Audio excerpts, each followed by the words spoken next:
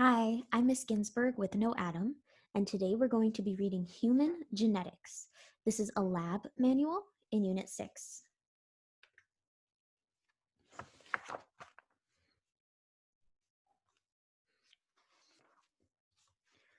Section 1, Biological Evolution. Searching for ancient fish fossils. Neil Shubin has spent almost 2 decades searching the Arctic for ancient fish bones. He's looking for evidence for life's transition from ocean to the land. Most scientists believe that for the first several billion years that life existed on Earth, all organisms lived in the ocean. Then, the fossil record tells us that at around 365 million years ago, many land animals appeared. But scientists didn't know exactly how this change came about. How did animals living in the deep ocean end up with traits that allowed them to transition onto the land and survive? A surprising discovery. Shubin spent years examining ancient rocks, searching for clues and fossils that might help to answer this question. Then, in 2004, Shubin and a team of scientists made a surprising discovery. They were studying 375-million-year-old rocks in the Canadian Arctic when they saw a fossilized snout of a fish sticking out of the rocks. This fish head was unlike other fish heads because it was flat. This was the first clue for scientists that they might be onto something unusual. Shubin and his team carved out the rock holding the fish fossil and sent it back to their lab so they could study it. When the scientists announced their discovery in 2006, it made news headlines around the world. The fossil looks like a cross between an ancient fish and the first four-legged animal that appeared on Earth. For example, it has fins, scales, and gills, which fish have, but land animals don't. However, it also has a neck and a flat head, which fish don't have, but the earliest land animals did. Here's a picture of Neil Shubin holding a cast of the fossil his team found. How life evolves. The fossil discovery by Shubin's team has provided scientists with evidence for how millions of years ago, ocean-dwelling creatures evolved into animals that had the ability to survive on the land. Evolution is the theory that describes the changes in the heritable traits of a population of organisms as successive generations replace one another. Remember that traits are physical or behavioral characteristics of an organism. Broadly speaking, the theory of evolution says that all life on Earth descended from a common ancestor. As the earliest life forms reproduced and passed along their genetic information stored in DNA to their offspring, genetic variation appeared, first through mutations, permanent changes to an individual's DNA, and later through sexual reproduction and the exchange of genetic information between different populations. A population is all the members of a species within a particular area. This genetic variation meant that some individuals had traits that were better suited to their environment than others. Those individuals were more likely to survive and pass along their traits to offspring. We'll explore this concept in more detail in the next section. Over the billions of years since life first appeared on Earth, scientists believe that evolution has caused the tremendous diversity of life forms around us today. Over many generations, different kinds of organisms evolved, each with a unique set of traits that helped it survive in its environment. The theory of evolution states that all life has descended from a common ancestor. Piecing together the fossil record. Much of the evidence for evolution comes from the fossil record, which includes all of the fossils that have ever been found on Earth. Fossil hunters like Shubin look for fossils that can tell us about the evolutionary changes that have led to the many millions of species on Earth today. They know that the best place to find fossils is often in sedimentary rock because of how sedimentary rock is formed. As layers of sand, soil, clay, gravel, and other sediment built up in one location over time, the pressure of the layers eventually compacts the sediment into sedimentary rock. The remains of living things can become trapped in the layers of rock that built up over time. Over millions of years, heat and pressure turned these remains into fossils. Because of how they are formed, The fossils in lower layers of rock are older than fossils in higher layers. Studying Arctic rocks. Shubin's team focused on a region in the Canadian Arctic that had rocks roughly 375 million years old. They focused on this region because they wanted to find evidence of the first animals that had transitioned from the water to the land. They already had fossil evidence showing that by 365 million years ago, there were many different kinds of land animals, including ancient amphibians and reptiles. So they were looking for fossils from a time period before that. They also wanted to find rocks that were formed in bodies of water such as oceans, lakes, or streams. This is because they knew that an animal that transitioned from the water to the land would have spent at least some time in a body of water, making these rocks more likely to hold fossils of this animal. This is Ellesmere Island, where Shubin and his team looked for fossils. There are different ways that scientists can determine the age of a rock or fossil. Using the layers of a rock sample can help geologists determine the relative age of different rocks and fossils, which tells scientists whether something is younger or older than something else. It is not a specific age of something. Numeric age is a precise number in years, minutes, or other units of time that represents how much time has passed. For example, Earth is 4.6 billion years old. This is a numeric age, not a relative age. Scientists use a method called radiometric dating to determine the numeric age of a rock or fossil. This method is very complicated, but essentially it measures the radioactive decay of different elements within a rock or fossil to measure its numeric age. Finding fossils. For Shubin, using the fossil record to help us understand about life's history is like working on a giant jigsaw puzzle. Different rock layers have different kinds of fossils with different levels of complexities. For example, remember that the oldest fossils found are single-celled prokaryotes. Over millions of years, the fossils became more complex as life evolved and became more diverse. Scientists like Shubin look for patterns in the different fossils to draw conclusions about how life has evolved and changed over time. They look for similarities and differences to help them organize a timeline of life's changing forms. For scientists who study evolutionary relationships, a key to understanding how different organisms relate to one another is to look for similar traits rather than differences. This is because these similarities tell of a shared background. Analyzing similarities and differences. Scientists can do these kinds of comparisons between different species of modern-day organisms, as well as between modern-day organisms and fossils they find. For example, scientists can look for similarities and differences among anatomical structures.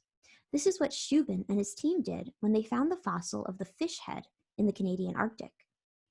The scientists knew that fish have gills and fins, and they knew that according to the fossil record, the earliest land animals had flat heads and neck. This is why they knew they were onto something when they discovered their fossil. The structural similarities between both fish and ancient land animals suggested that this fossil was an evolutionary link between the two.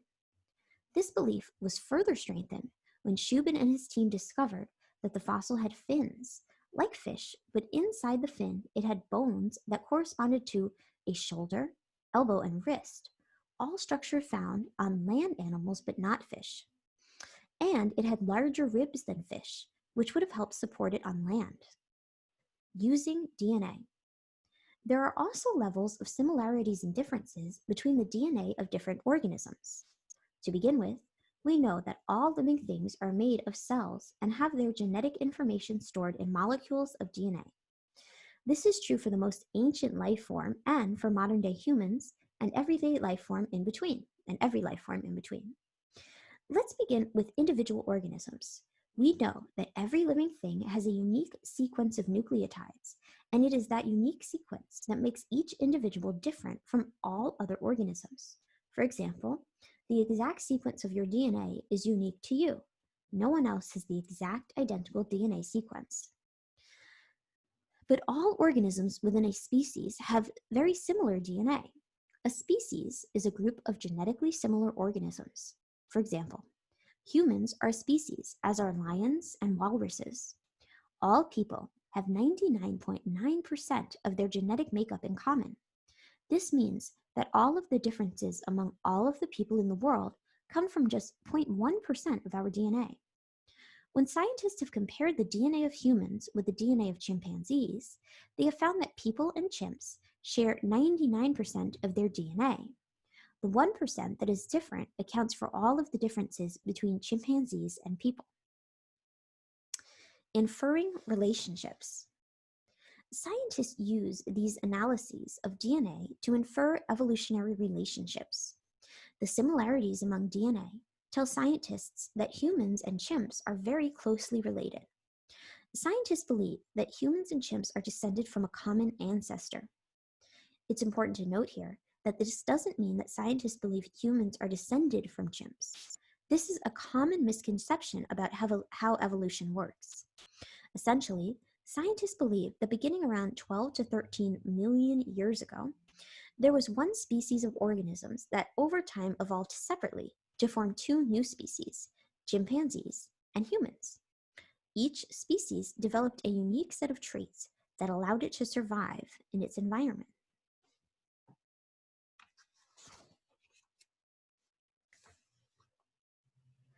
The genetic differences between humans and other organisms are greater. For example, in 2000, scientists announced that humans share 60% of their genetic makeup with fruit flies. This tells scientists that humans and fruit flies are much more distantly related than humans and chimps. However, it also suggests that humans are related to fruit flies because they have more than half of their DNA in common. This is true for all living things. Because all living things have DNA and carry out similar life processes, scientists believe that all living things are related to one another in some way. Some are more distantly related than others. Scientists used a family tree to show these evolutionary relationships. Scientists use family trees to understand how different species are related to each other. Studying embryos. Scientists have also found evidence for evolution by studying the form and structures of embryos of different species. An embryo is the early stages of many developing multicellular organisms. The scientists have known for a long time that species that looked quite different as adults often had many similarities when they were embryos. In fact, the embryos of mammals, birds, reptiles, and fish are so similar that it is often difficult to tell them apart. There are some unexpected similarities in the embryos of different animals. For example, both fish and human embryos have gill slits. In fish, those slits develop into gills. In humans, they disappear before birth. And the embryos of whales and some snakes, which are reptiles, have hind legs that disappear before birth. All of these similarities tell scientists that these animals are more closely related to one another than they may appear by just looking at them. The embryos of different species share many similarities. Some snake embryos have hind legs that disappear before birth.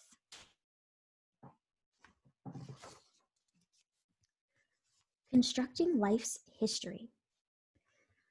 Scientists can use these different pieces of evidence to help piece together the story of life's evolution, from the fossils of the earliest prokaryotic cell to complex modern-day humans, and all of the life forms that evolved along the way. Each piece of evidence tells a different part of the story, and together, scientists can construct a timeline for how life has evolved over time.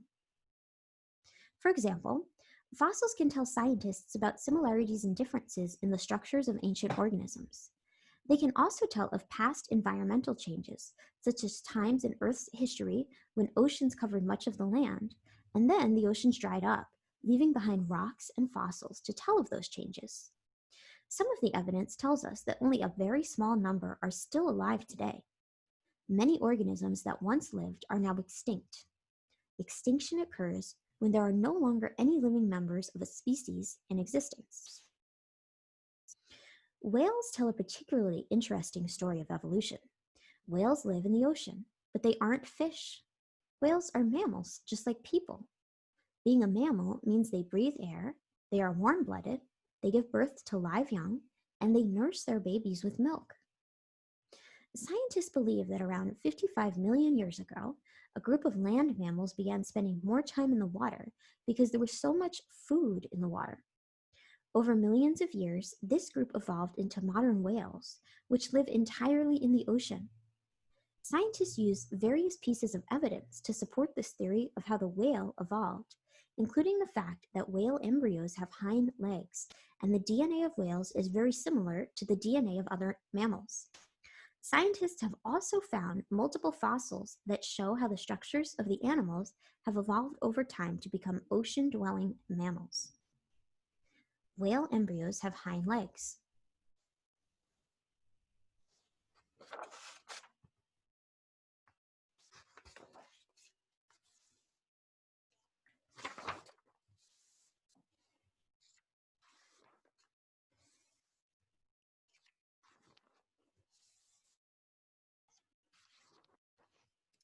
Section 2. Natural Selection. A medical mystery. In the late 1940s, a scientist named Tony Allison traveled with a group of other scientists to Kenya, a country in Africa. As they traveled around, Tony took blood samples of people from the different tribes who lived in the area. Allison noticed something surprising in the blood samples. He observed that the sickle cell trait was much more common in certain populations of people than in other populations. Remember that sickle cell disease is caused by a mutation of one of the genes that codes for hemoglobin. This mutation causes some blood cells to become sticky, rigid, and shaped like crescent moons, rather than flexible and donut-shaped. Scientists were puzzled because sickle cell disease is such a deadly disease. It generally kills its victims young, before they can reproduce and pass along the mutated gene to offspring. This should have resulted in the mutation for sickle cell disease dying out because it wasn't getting passed onto future generations. Adaptations and survival. This has to do with the theory of natural selection.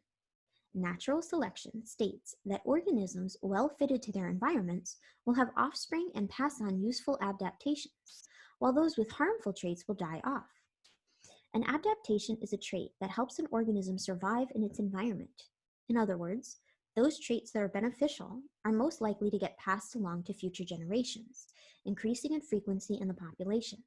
In contrast, harmful traits are likely to decline in frequency because organisms with harmful traits are less likely to survive and reproduce. Over time, this can lead to the development of new species. Sickle cell and malaria. Allison was interested by his blood sample data because he noticed that there were far more people who had sickle cell anemia on the coast and near lakes. He realized that the sickle cell gene was present in hot, humid areas. These areas were also prime breeding grounds for insects carrying malaria, a potentially deadly disease that kills more than 1 million people every year by invading red blood cells. A recessive trait. Allison knew that sickle cell disease was recessive. This means that in order to have the disease, a person must inherit the mutated sickle cell gene from both of their parents. Remember that individuals carry 2 alleles for each trait, one from each parent. Alleles are forms of the same gene that have small differences in the sequence of DNA bases. These alleles can be dominant or recessive. A dominant allele shows its effect even if the organism just has one copy of it. For example, the allele for brown eyes is dominant. A person just needs to inherit one allele for brown eyes from one of their parents to have brown eyes. In contrast, recessive alleles only show their effect if the organism has 2 copies of it. You would need to inherit recessive alleles from both parents to have gray, green, hazel, or blue eyes. This is why a person has to inherit the sickle cell mutation from both parents in order to get the disease. Someone who has one sickle cell allele and one healthy allele is called a carrier, but they will not have the disease. This is a map of Africa. Kenya is in red. Mosquitoes carry malaria. Alleles can be dominant or recessive. Solving the sickle cell mystery. Allison wondered whether the sickle cell gene got passed on because those people with just one copy of the mutated gene had an advantage over people without any copies. They were protected from malaria. Scientists now know that the sickle cell mutation produces an enzyme that protects against malaria. Anyone who inherits just one copy is protected against malaria and does not inherit the disease. Those people are more likely to survive and reproduce. Those people who inherit both copies have sickle cell anemia, which can be lethal. Those people who don't inherit any copy of the mutated gene will not get sickle cell disease, but they will also not be protected against malaria. The survival of the sickle cell gene is an example of evolution at work. In places where malaria is highly prevalent, those people who carry just one copy of the sickle cell gene have a strong evolutionary advantage. They aren't affected by sickle cell anemia, and they are protected from malaria. This answered scientists' question about why the sickle cell gene hasn't died out. Having the mutation protects carriers of the gene in places where malaria is most common, helping them survive malaria. The above maps were created by Tony Allison. The map on the left showed the distribution of malaria in Africa. The map on the right shows the frequencies of people who are carriers of sickle cell disease. Adaptations and survival. As the example of sickle cell disease shows, natural selection depends on both genetic variability and the specific environment of a particular population. Genetic variability happens for several reasons. Mutations, such as the one that causes sickle cell disease, are one cause. When a mutation is hereditary, it gets passed down from parents to offspring. Sexual reproduction is another cause of genetic variability because it creates offspring with the combined genetic information of a male and a female. The combination of genes ensures that each offspring is genetically different from their parents and from other offspring. A survival advantage. When there is genetic variability, some individuals will have a greater chance of surviving than other individuals. This is true for several reasons. For example, some adaptations might make it easier for certain individuals to escape from predators, such as by being faster than other individuals or being better able to blend into the environment.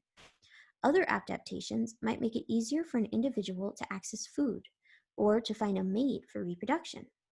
When those adaptations allow an organism to survive and reproduce, it passes those advantageous traits on. Over time, a new species can develop with those traits. For example, the katydid is an insect that has adaptations that help it blend in with its environment by looking like a leaf. It's important to note that the mutations that led the katydid to resemble a leaf did not happen because they are beneficial to the insect. Instead, the mutations that led to those traits happened randomly through mistakes in DNA replication or environmental influences. In the right environment, they offered an advantage. The katydid blends into its environment by looking like a leaf.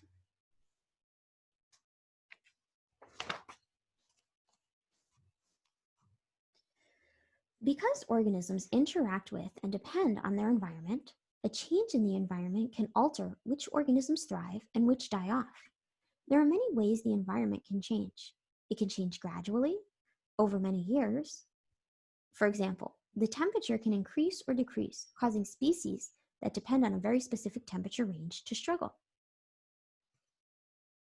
The scientists can read the fossil record to find evidence of a major environmental change that led to massive extinctions. For example, the woolly mammoth is an animal that was well adapted to the cold of the Ice Age. As temperatures warmed and early humans began hunting, however, the mammoth could not adapt and became extinct. The role of humans. Humans can influence the environment as well. For example, in the 1950s, coal smoke had coated the normally light-colored bark of England's trees with dark soot. As a result, light-peppered moths, which had once blended into the trees, stood out starkly against the coal-coated bark. This made them easier prey for animals that eat moths. A dark form of peppered moths, which had once been rare, became common because they could blend, avoiding predation. As the examples of both the malaria-resistant sickle cell gene and the peppered moth show, mutations are not necessarily good or bad in isolation. Instead, it is often how those mutations cause an individual to interact with the environment that makes them beneficial or harmful. This tree is not polluted, so the light-colored moth is able to be camouflaged and hidden from predators, while the dark-colored moth stands out.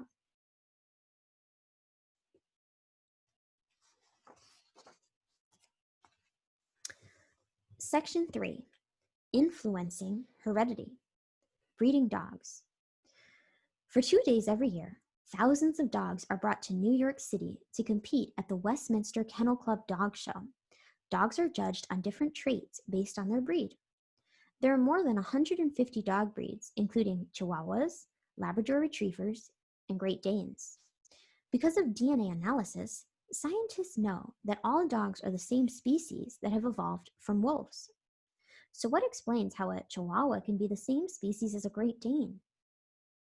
Artificial selection. The answer has to do with how people breed dogs. People have been breeding dogs for specific traits for hundreds of years. For example, breeders who want dogs that have curly fur will allow only adult curly-coated dogs to mate together, so they will produce offspring that have curly fur. This kind of a selective breeding wouldn't happen naturally because in nature, what's important is an organism's ability to survive. Therefore, traits that allow an organism to survive and reproduce are the ones most likely to be selected for. Instead, dog breeding is called artificial selection, which refers to intentionally altering the genetic makeup of plants and animals in an effort to produce the best offspring. Chihuahuas and Great Danes are the same species because they are both dogs. Discovering laws of heredity. Since people first began farming 10,000 years ago, they have been performing artificial selection. Before anyone knew anything about genes, farmers would save the best-looking seeds from plants to be used the next season. But then in the 1800s, an Austrian biologist and monk by the name of Johann Gregor Mendel figured out how exactly traits are passed down from parents to children. He did this by breeding pea plants. He focused on 7 traits: plant height, pod shape, and color, seed shape and color, and flower position and color. When he bred a yellow pea with a green pea, he got all yellow pea offspring. However, when those yellow offspring were bred together, some of the pea plant offspring they produced were green.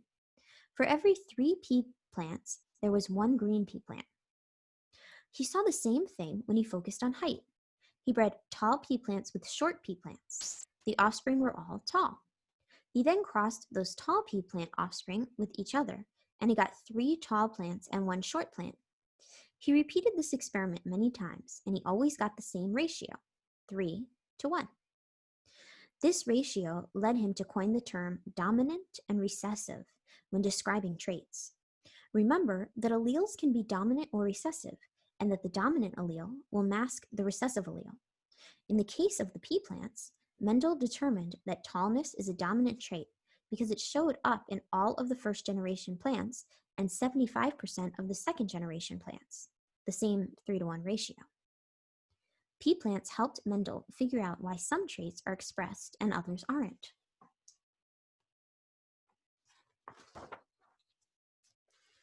Predicting heredity.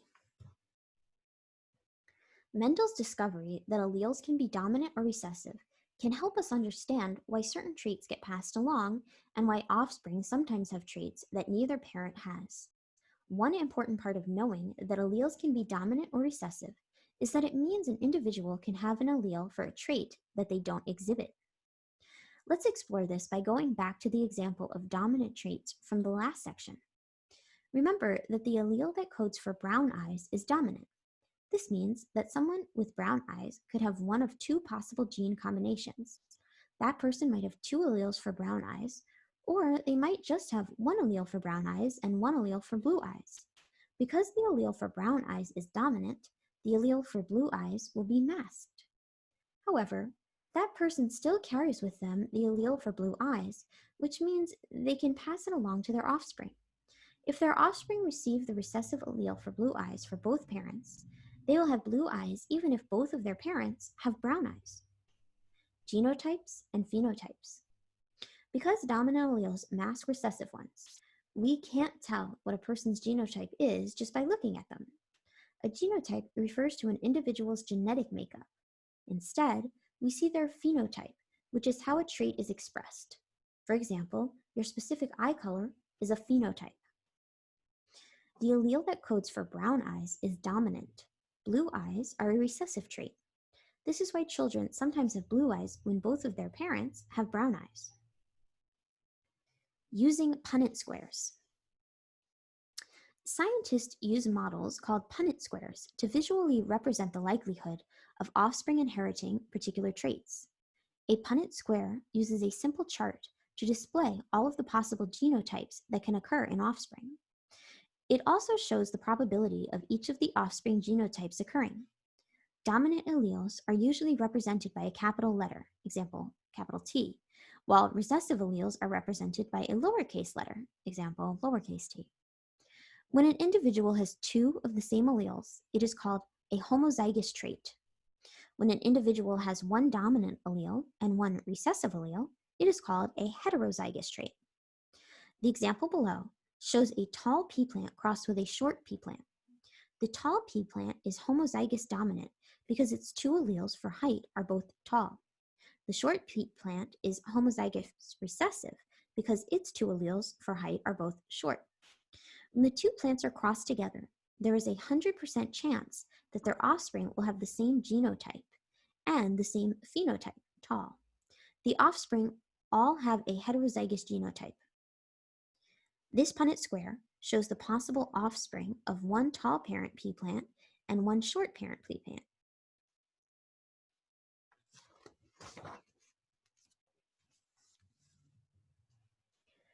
The Punnett square on the previous page uses a model to show what Gregor Mendel's experiments showed.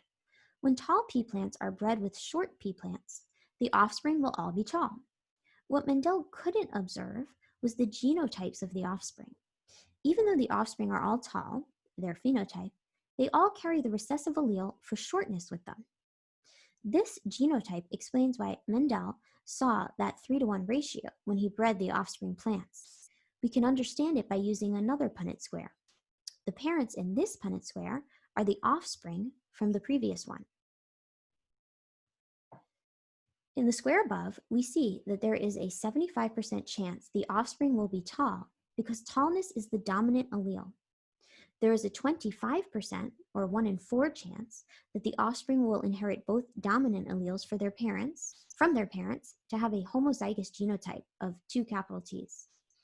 There is a 50%, a 2 in 4 chance that the offspring will inherit one dominant allele and one recessive allele from their parents to have a heterozygous genotype of capital T, lowercase t. And there is a 25% chance that the offspring will inherit 2 recessive alleles from their parent to have a homozygous genotype of 2 lowercase t's. Offspring that inherit this combination are the only ones that will be short. We can also use a Punnett square to better understand the inheritance of sickle cell disease. Remember that the trait for the mutation that causes sickle cell disease is recessive, so a person must inherit it from both parents to have the disease.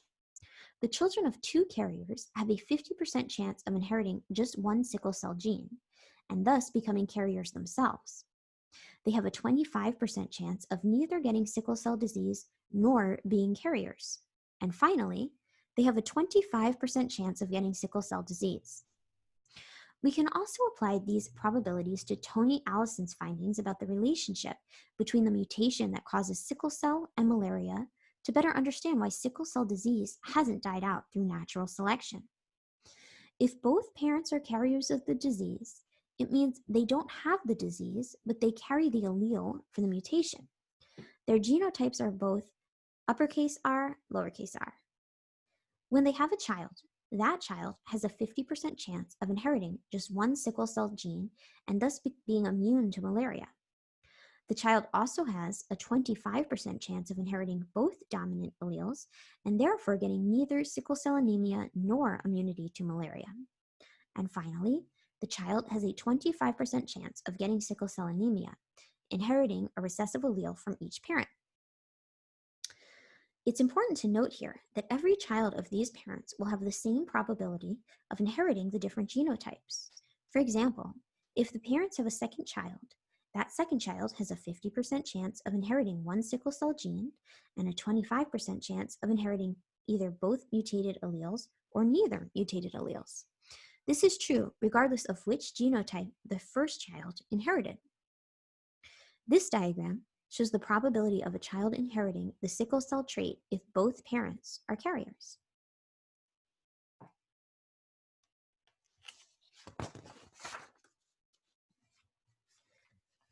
Breeders use what they know about dominant and recessive traits to help them artificially select for specific traits. Artificial selection has resulted in a variety of different food crops and animals in addition to dog breeds. Corn is a good example of this. There is evidence that corn first appeared about 10,000 years ago. Ancient farmers would have noticed that not all corn plants were the same. Some were larger than others or tasted better than others.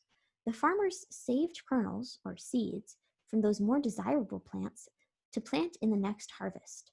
Over thousands of years, this selective breeding led to the different kinds of corn that we have today. Once scientists discovered DNA and learned more about genes and heredity, selecting for desirable traits became more high-tech. Genetic modification uses technology to take DNA from one organism and combine it with DNA from another organism.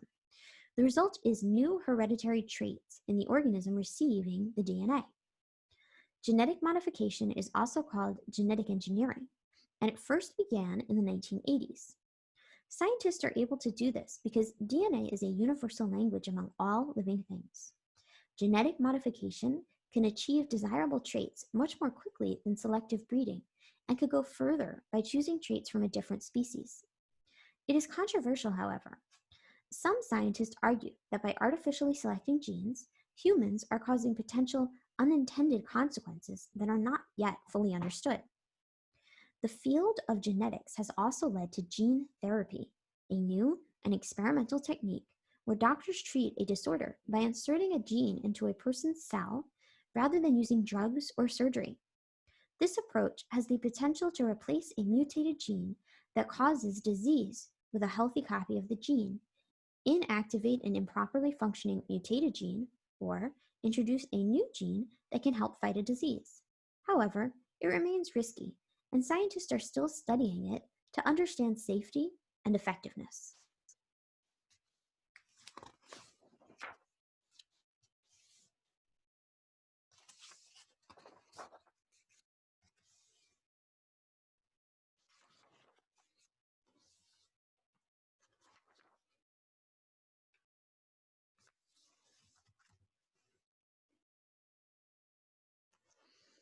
I learned a lot reading Human Genetics, and I hope that you did too. I'll see you tomorrow with the next one. Bye!